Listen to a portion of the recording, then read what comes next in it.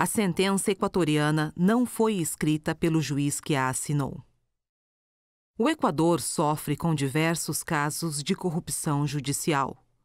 Nos relatórios de direitos humanos sobre aquele país, o Departamento de Estado dos Estados Unidos vem repetidamente enfatizando a suscetibilidade do sistema judicial a subornos para decisões favoráveis, a resolução de casos legais e a juízes parcelando casos a advogados externos que escreveram sentenças judiciais em processos perante o tribunal e os mandaram de volta para que o juiz presidente assinasse.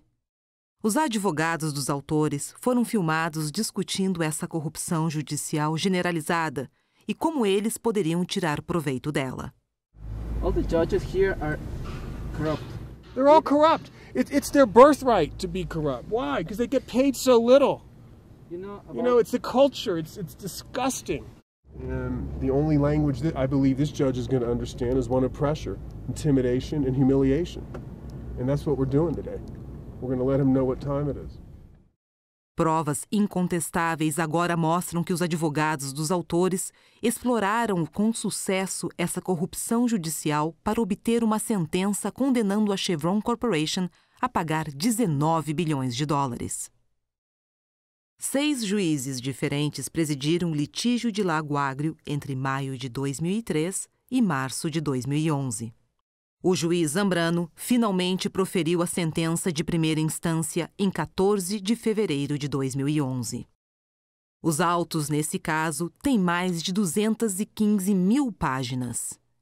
E como um juiz comentou com a atriz Daryl Hannah, em uma parte da filmagem não incluída na versão final do documentário Crude, o exame de todas as páginas levaria cerca de 1 ano. Dios mío. This is all the Chevron Texaco case. You've read all of this? ¿Y ha leído todo usted? Poco, no mucho. El juez que dicte la sentencia tendrá que leer todo esto. So the judge that gives the final judgment has to read all of this. Oh my gosh. That could take Mucho leer. more years. Sí, podría dilatar más, dice. Oh. Leer todo eso. Sería 1 año, no sé, pero tiene que él leer y él es el que dicta la sentencia definitiva. Yeah, the judge that gives the final judgment is going to have to read all this. It might take a year, I don't know.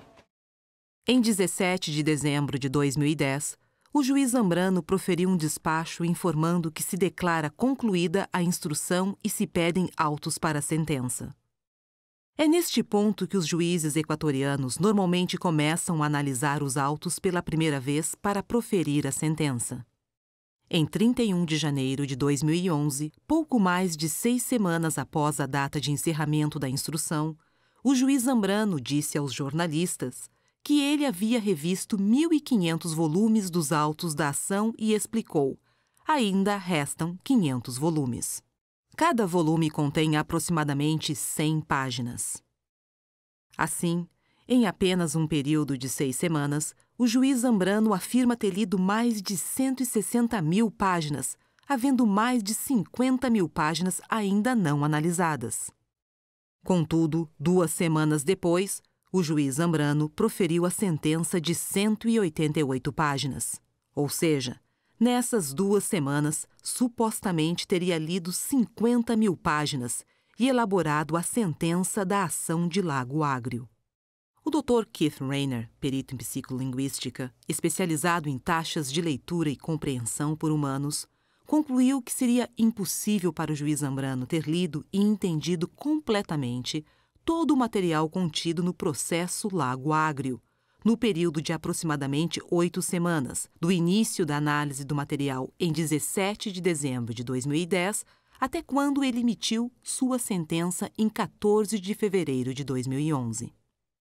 A explicação para esse fato veio posteriormente, quando documentos confidenciais dos peritos e advogados dos autores se tornaram públicos e evidenciaram que, durante anos, eles estavam elaborando a sentença equatoriana secretamente e que o juiz Zambrano apenas a assinaria.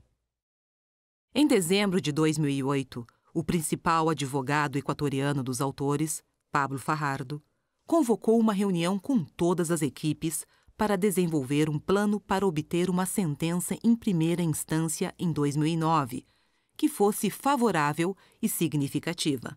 Como Fajardo explicou, temos Correia, tribunal e política gringa. É agora ou nunca.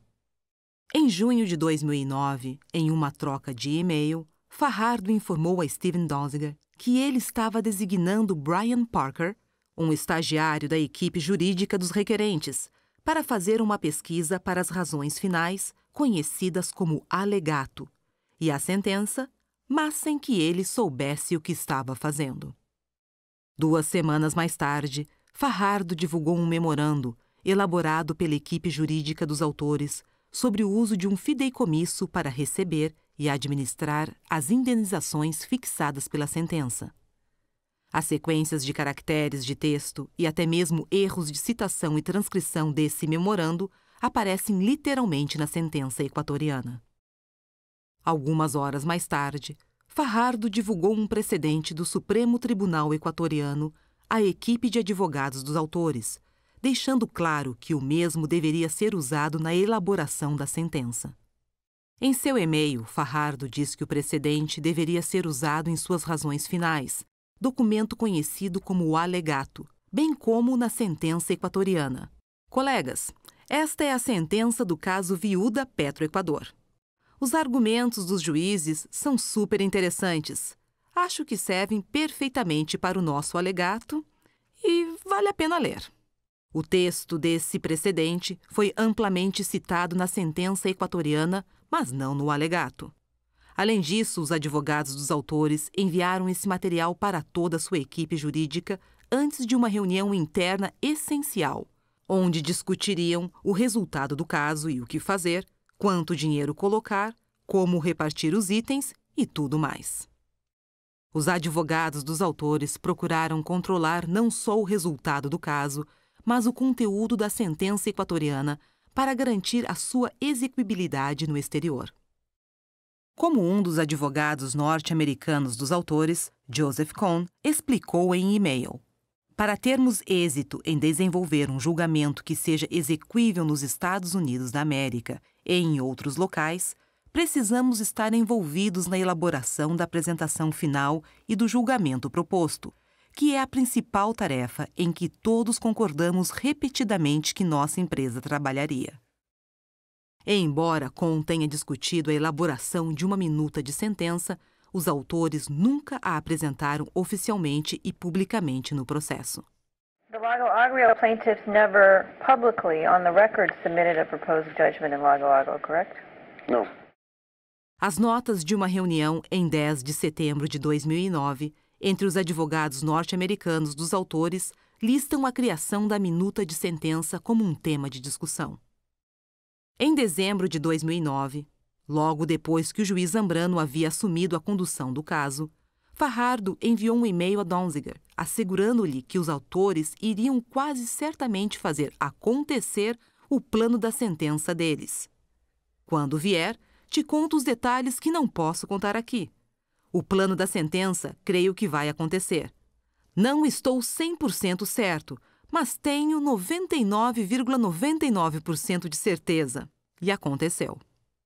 Isso ficou comprovado pelos pareceres de 3 especialistas de renome, que chegaram à conclusão de que partes da sentença equatoriana foram plagiadas de documentos confidenciais dos autores, que jamais foram apresentados ou juntados aos autos.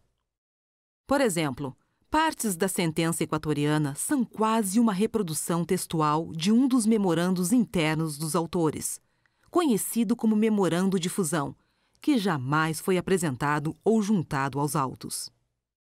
Um profissional de linguística forense também concluiu que o juiz Zambrano não é o autor da sentença equatoriana. Apesar da fraude na ação judicial, a corrupção de Cabrera e a prova clara de que a sentença de 19 bilhões de dólares não foi escrita pelo juiz, que a assinou, mas sim pelos advogados dos autores, os mesmos que pretendem homologá-la no Brasil, o que claramente seria ilegal.